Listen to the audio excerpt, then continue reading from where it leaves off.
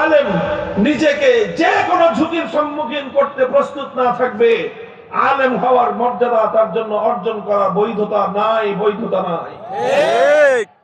আমাদের পূর্বসূরীরা এভাবেই আল্লাহর দ্বীনের ইলমের গৌরব রক্ষা করে আমাদের কাছে আমানত রেখে গেছেন। আমরা আমাদের পরবর্তী প্রজন্মের কাছে সেই আমানতের দায়িত্ব তুলে দিয়ে গেলাম।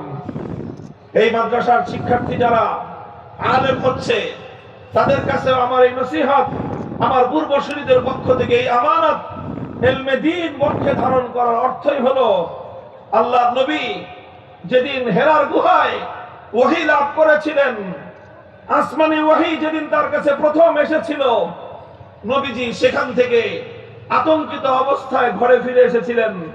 মা খাদিজা রাদিয়াল্লাহু আনহার কাছে আল্লাহ নবী কি বলেছিলেন? লাকাদ খাশিতু আলা নাফসি, লাকাদ খাশিতু আলা নাফসি।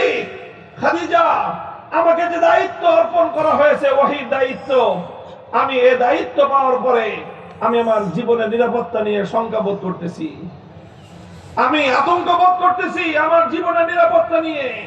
কাজে আলেম হওয়ার অর্থ হলো নিজের জীবনকে ঝুঁকির মুখে ফেলানো। আলেম হওয়ার অর্থই হলো নিজের জীবনকে ঝুঁকির মুখে ফেলানো। যারা আলেম হবে অথচ ইসলামের দুশমনরা তাকে দুশমন মনে করবে না, আমি মনে করি সে সত্যিকার আলেমের দায়িত্ব সে পালন করে না। আলেম যদি আলেমের দায়িত্ব পালন করে, ইসলামের দুশমনরা তাকে অবশ্যই দুশমন মনে করবে, আল্লাহর দুশমনরা তাকে দুশমন মনে করবে। যে আলেমদের সাথে সমস্ত ইসলামের দুশমনদের সখ্যতা থাকে, মনে করতে হবে সেই আলেম দায়িত্ব পালনের চরম গাফলতির পরিচয় দিচ্ছে। আল্লাহ পাক বুঝবার তৌফিক দান করেন।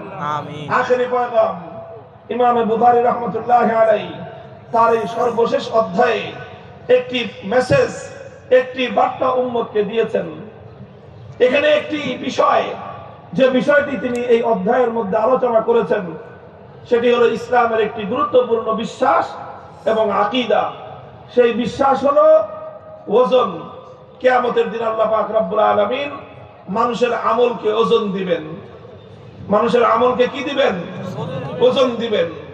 এবং ওজন দিয়ে আল্লাহ পাক প্রত্যেক ব্যক্তির সম্পর্কে ফয়সালা করবেন, সিদ্ধান্ত নেবেন। যার নেকির আমল, যার নেক আমলের ওজন ভারী হবে, তাকে আল্লাহ জান্নাত দিবেন।